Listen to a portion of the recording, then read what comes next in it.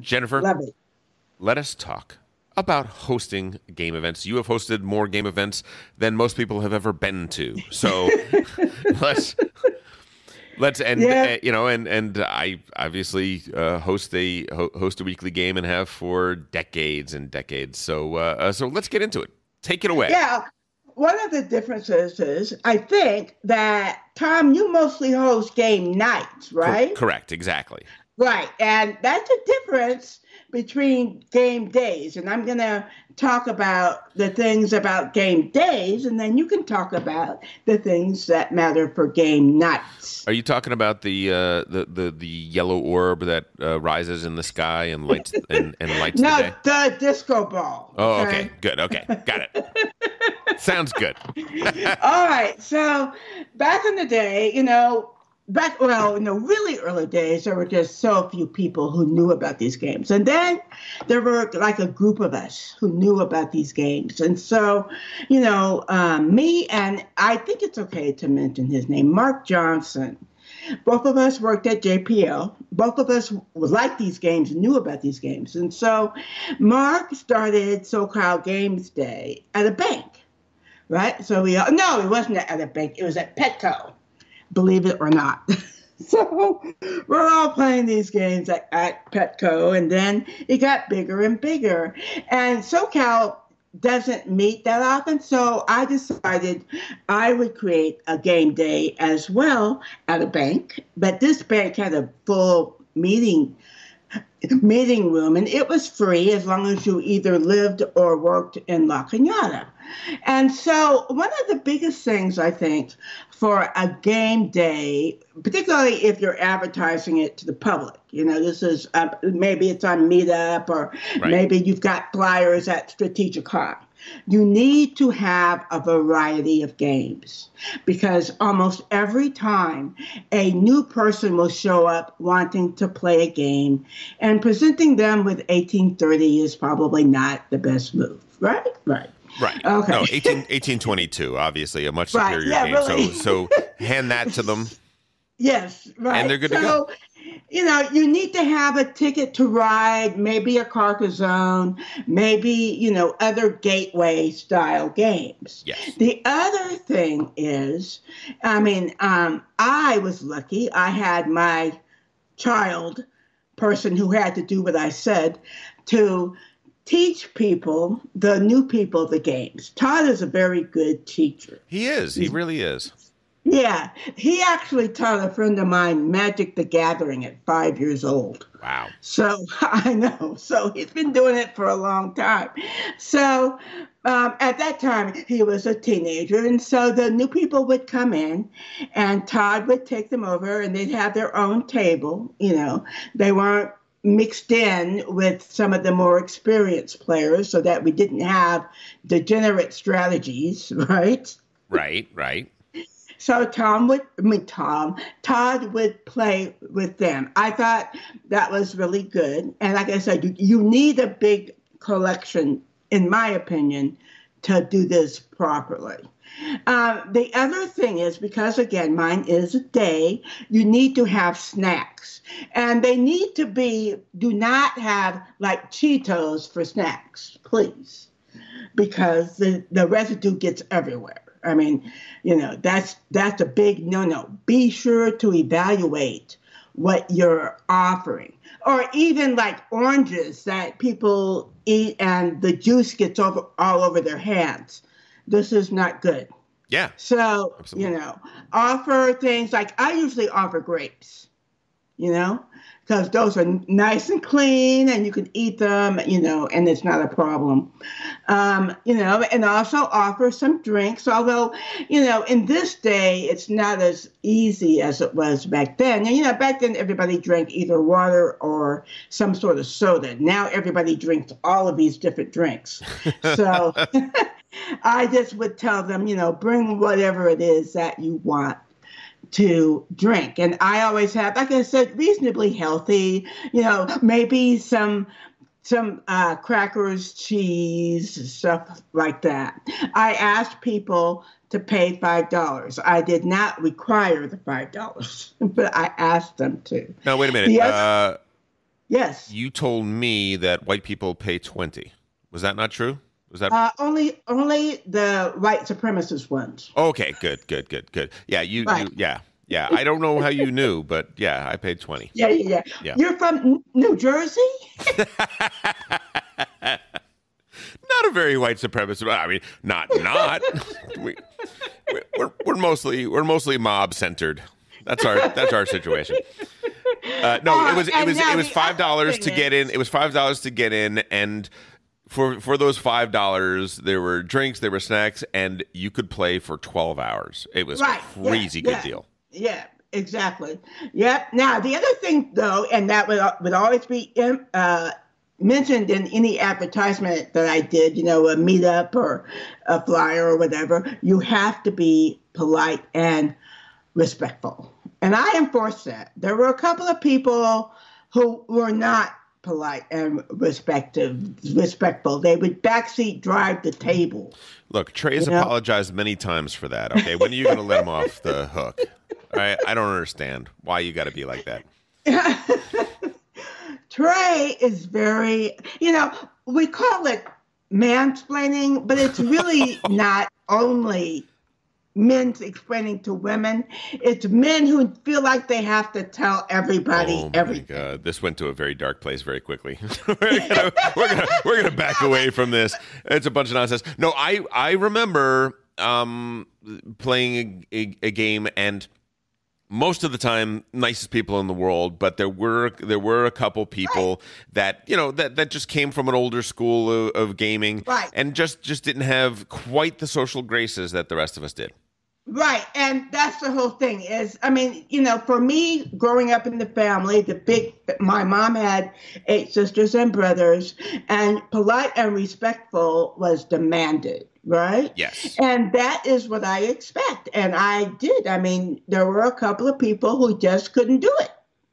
And it's like, you are not going to wreck this meetup by yourself. I'm not going to let you do that. I put too much into this. So how did you handle that situation? Well, offline, you always handle this offline. Yep. Never, ever get into an argument with someone while a game is going on. That is really bad. You just, you try to contain the damage at that time, right? Right. Hey, let's just keep this moving or whatever you can say. But you talk to them offline and you say, this specific behavior is a problem for people. People are complaining. They don't like it. So you always give them a chance to correct, always. In my opinion. And of course, if they're not, if they're totally crazy, they have to go. But I never had that. I had people who I had to talk with. And most people that I did have to talk with were like, okay, I didn't realize I was doing that. Yeah. Right? Yeah. I think in our hobby, the majority of people really do mean well. And listen, yeah, exactly. They choose as a hobby to play a game face-to-face with other people. You better figure it out fast, or you're not going to be having this hobby for very long, right? Right. That's exactly right. And then there was one person who just blew me off and felt that they could come in and, you don't want to. How do we call it? They could come in and backseat drive. Yeah, the alpha player phenomenon, right? Right. And, they could tell everybody, oh, well, this person, you weren't playing that right. You should be doing this. Elder has gotten a lot better, though. He really is doing a lot better now. And Elder is the very last person in the podcast that would ever do that. So, don't listen to this Joyzy boy. Okay? He has no clue what he's talking about. So true. Yeah. So, and of course, sometimes, people's joking is joking to them and is not joking to someone else. Yep. So, yep. Yeah. Now, what I tried and didn't work, well, okay, why don't you just do it as everybody brings food? Well, what would happen is, people would bring raspberry grape nut cookies without salt. Right. And I'd have to throw all this food away. So that is why I went to the $5, I'll bring the food and I'll make sure that there's enough choice in the food. But that you bring in, and in fact, one person is like, oh, well, I had this open house, this person brought this and nobody liked it, so I'm bringing it. but if nobody liked it, why are you bringing it here? Right? You see, that was the problem. It's like, don't you have a trash can? Yes? No? Okay. Okay. So, I did eventually stop because the collection that I had to have for me to be comfortable was huge. I was at 350 games. I mean, excuse me, folks, 350 is not a huge collection in this hobby. A friend of mine, I think, is at 6,200. But for me, 350 games was too much. And so when I moved or decided to move, I stopped the meetups, the big meetups, and went to what I do now, which is a small gathering. Like maybe I'll invite 2 or 3 people and we'll have 4 people at the table. Now, for those gatherings, I do something that I wish Tom would do, but he won't do. I send out a list of my games and for the proper player count, and we discuss what we're going to play. I live, folks, as Tom says, he has to change currencies to come up here. But from a West LA point of view, I live far, far away. So when people do come, which I'm always grateful for, I have the game already set up, ready to play. Everything is done. All you got to do is choose a seat. Well, in order to do that, I need to know, and I can teach the game right there on the spot. In order for me to do that, I have to know what we're going to play. So, therefore, we message back and forth about, hey, you want to play this? You want to play that? You want to play these? It's not one choice or anything like Dimitri tried to imply. You are always given a large choice of games. I just like to know ahead of time because then all of our time spent together can be on gaming and not like at Tom's place at half an hour of milling around. Well, do you want this? No, I really don't like that. Yeah, I really like this. That game sucks. It's terrible. This has been Character Assassination with Jennifer Schlickburn. Please join us next week. Guys, look. I will. Hey, wait a minute though. I will say this: I have a great time at Tom's game nights. Okay, it's fabulous. It's fabulous. Right. So yeah, I just feel like there could be a little bit of adjustments. That's all. Well, okay, so different situations require different things. So my game nights generally start around 8 p.m. Some people can't really get here until then. I would love to be able to start at 7, but it just doesn't work out for certain people, and I want to be respectful of that. The people that come to my game nights are a mixed bag in the best sense of the word. We have the Game Brain crew, which are seasoned veteran gamers for the most part. But I have a lot of people. I can't get away from being a game evangelist. I can't get away from being a person that doesn't have a decent number of people that are coming to game night that have never seen most of these games, that are still just learning the hobby and learning what it is.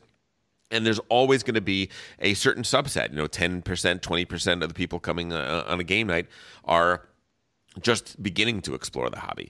So to have a game chosen by people, they have no idea what they're doing. So I don't mind having the discussion. Hey, listen, is it harder because we have to then set up the game and teach the game and so on and so forth? Yeah, it is. What I've been taken to I am going to interrupt. Sure. You should do it your way. I'm just giving you a hard time on the podcast. You don't have to justify it. Just say, Jennifer, this is how it is, period. Well, here's the other thing. The other thing is that our group tends to like to begin the game session with a game of Avalon. That's what we like to do. I know you do, and that's why I don't come all the time. Well, yeah. Listen, it's not for everybody. But listen, I started with Pitch Car the other day. I like to mix it up a little bit and have my heavy game, but have an appetizer first, right? I like a 2 to 3 course meal where you want to sit down and immediately dig into the steak, right? It's just a difference in. Well, it's really a matter of I want. To be honest with you, if someone said they wanted to start with a filler, I'm totally fine with that. The only thing is I want it to be set up so we can sit down and play, whatever it is. Right. And that's an efficiency. I totally get that. Yeah, for my game night, the invite that goes out is a set group. It is a curated group of people that are invited. I will get asked fairly frequently, can such and such a person come to the game night? And my default is, and this may sound mean, but it is that my default is no. My default is right. Mine too. It is. Yeah, listen, I have a limited amount of free time. Game night is a special thing to me. And, me too. And it is almost sacred, to use that word, to me. And I want to be playing with friends, with people that I like, that I care about. I want to be, not just playing a game with a person. I want to be hearing about their lives and what's going on with their lives, and and spending quality time with them. There's loneliness is a problem in the United States of America. Even more for men than women. Women tend to have better social connections than men do. Men tend to isolate and not notice that it's a problem. So having a time to get together face to face and actually share lives is a hugely important thing, and a hugely important thing to me. So so I listen. New people come to my game night fairly frequently. But I definitely do try to vet people and try to get the people that I think are going to fit in into the group. I think that's kind of an important thing. People bring snacks and drinks to my game night. They do this themselves. And a game night is different than when you're running a 12-hour. 100%. That's exactly what I was about to say. We can do that because it's a limited time. It's 4 to 6 hours. Now, what I do have to sometimes step in and say is I happen to notice that, hey, so-and-so and so-and-so and so-and-so are always eating the snacks. I don't see them bringing the snacks, right? Right. And once again, you just pull them aside at some point or send them a little email later and say, hey, is everything okay? They could be out of work. There could be all sorts of things, in which case, just come. I don't care. No problem. Nobody's saying anything. I just want to head things off before somebody says something about how a person never brings anything. If you're going through a tough period, by all means, don't bring anything except yourself. That's great. Just be aware of what you're doing. Precisely right. And listen, and occasionally, tempers flare, things happen. And, we have to deal with that. We have to deal with that after game night, one-on-one. So we don't want shaming. We don't want embarrassment. We don't want any of that. We just want to say, hey, look, this is a special time for us. What happened? Let's deconstruct it and see what went on, and or de-escalate it, right? Correct, exactly. And then see what we can do after that. Really, that doesn't happen very often, but it does occasionally happen. When it does, you got to deal with it. Yeah. And listen, I'm lucky that we play in my office. My office is a very large, very spacious place. Beautiful. It's perfect, y'all. Thank you. Perfect. I got, big, comfy chairs that everybody sits in with armrests and headrests and swivels and all that sort of stuff. The conference table can fit 2 games of Lisboa on it at the same time. It's very wide, very long. And then I have another poker table that can be broken out and flipped up, and you can play 2 more. We can have 4 full-size games being played in a single night. We have the chairs and everything else for that. And my whole game collection, you walk into a room, and the room is nothing but shelves of games, and they're arranged by maximum player number. so you can figure out how many Now, players see, you got. I don't do that. My games are a sloppy mess. Right. Well, listen, if you are already sending out emails and telling people, hey, this is the game we're playing, then you set it up, then you don't have to do that. I don't do that, dang nation. Well, that's fine. But you... No, what I do is, here's a list of games that plays well at this player count. Correct. And it's like 30 games. But before people arrive, the group has decided what to play. Right. I just don't want the implication that I'm dictating what the game is. No, I didn't mean that at all. What I meant is that you don't need to have your games in such an organized manner because the group has decided what game you're going to play before they get there. Whereas for me, the first thing people do is they walk into the room and it's like shopping. They're looking over the shelves and they're seeing like, oh, we haven't played that in a while. And listen, I know it wastes time from one perspective, but from another perspective, I feel like we get more different games to the table. We get more interesting choices coming out of that experience of four people standing there. The other problem for me, yeah, I'm normally asleep at 9:30. They start at 8 o'clock. Yeah. So the half an hour of milling around is just, for me, this is personal, more lost sleep time. Yeah. It's tough. I understand. So I notice it. Yep. I notice it because I'm just thinking that way. But if you're a night owl, he's perfect. Perfect. Yeah, I mean, I get up at 6 a.m. and go to and go walk on the beach most mornings. So it is weird that I have this late night game thing that goes on once a week. But I don't know. It's well, if it works for you, do it, man. Yeah, I guess it kind of does. Other things that I want to say about my organization of game night, or things that I like in terms of an organization of game night. I do like mixing it up. I do like mixing the sweet and the savory, to use that meal metaphor again. So I like to occasionally bring out a party game or something lighter and more interesting. Right. And see, I'm not like that. Which I again, like I was saying, Hadrian's Wall, or a few little games outside of my heavy Euro. Yeah.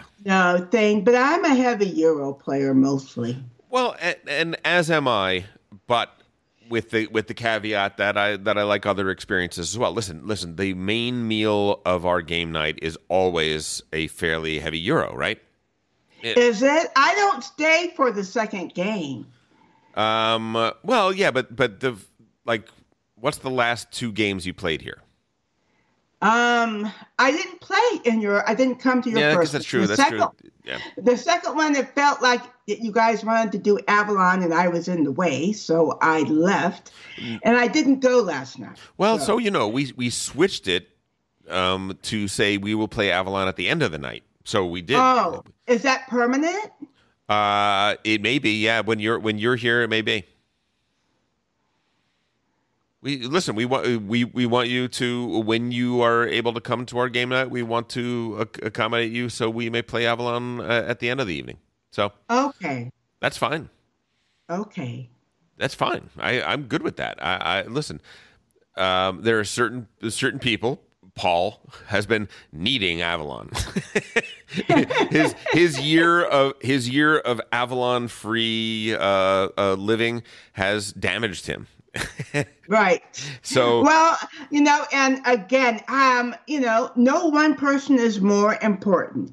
At the same time, I do come the farthest, so yes. I can accept that you might make an accommodation for me. Yes, exactly. And listen, and you can't make it every single week. So some weeks, no, we play Avalon first, or we play Avalon later, or we don't play Avalon at all. It's not something that we have to do. It's something that we like to do, but isn't mandatory. And I personally don't particularly care whether or not it's an appetizer or a dessert. But I do like playing things at different times.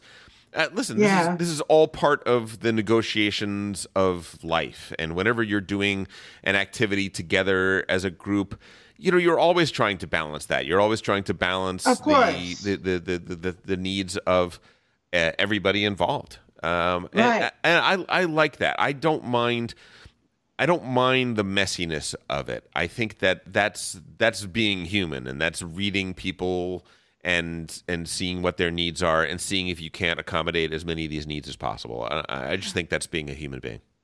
Well, folks, Tom does this extremely well. This isn't what he's doing, though, isn't for everyone. And if you're not comfortable navigating this kind of thing, then you might want to look at maybe a little bit of a different format or fewer people at first. Okay, because if your first game night or game day is like 20 people, it could be a challenge. Yep. I do like to have a RSVP policy where I know before game night how many people are coming, so I can have, sort of what you were talking about. I will have some suggestions like, hey, it looks like we have 9 people. It looks like we're going to do a 4-player and a 5-player game. Right, exactly. And have an idea of that. And here are some, I'll even pull out, you'll still go back into the room and look at the shelves, but I'll have some certain games pulled out on the shelf just to sort of say, hey, consider this. This is an interesting thing that we. Right. That I mean, that's kind of the reason in my game days when I was allowing, newer people, I always had a shelf of, hey, these are really good starter games. They don't last too long. They don't take, a tremendous amount of trying to figure out. They aren't real mathy. As you know, Euro games can be, in the 18X especially, can be very mathy. Jennifer, when I began in this hobby, I came to one of your game days, and that brought me into this hobby. What I do because you hosted game days. When Maddie came into the hobby, he came in via My Game Nights. Right. It's a beautiful thing that you have started. You're like an acorn that has grown into this beautiful tree that but all of us have grown out of. Tom and I work at these things. Yeah. Okay. Yeah. I'm a labor of love for sure, but yeah. Yeah. And so if you're going to do it yourself, just work on being as aware as possible of these various issues, and try to, at first, maybe you have a 4-player, and then maybe you have an 8-player, and then, it gets bigger, or however you'd like to do it. But I would strongly advise to start small and get bigger. Tom is a very special person. See, Tom can start with 50 people, and he's like, I'm totally good. But most of us are not able to do that without, mega stress. Yeah, I hear what you're saying. Listen, I think that hosting game nights, if you're hosting anything more than the same 4 people that come every week or something like that, if you're hosting something that's a little bit more involved than that, you have to wear certain hats, right? You have to be 1 part cruise director, 1 part therapist, 1 part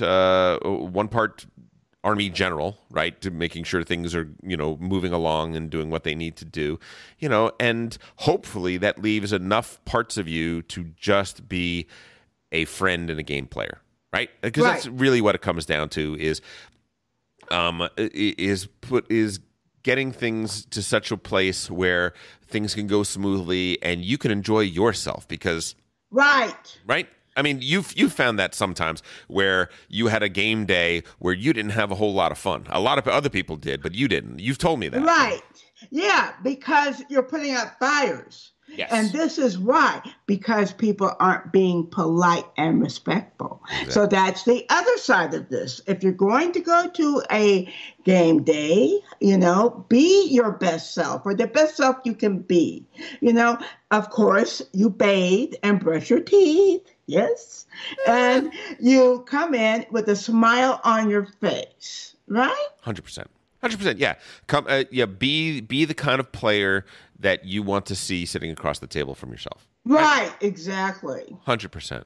Jennifer, this is a great topic. I'm glad we talked about this. It was interesting. I never thought about this as a topic, but I think it is worth talking about.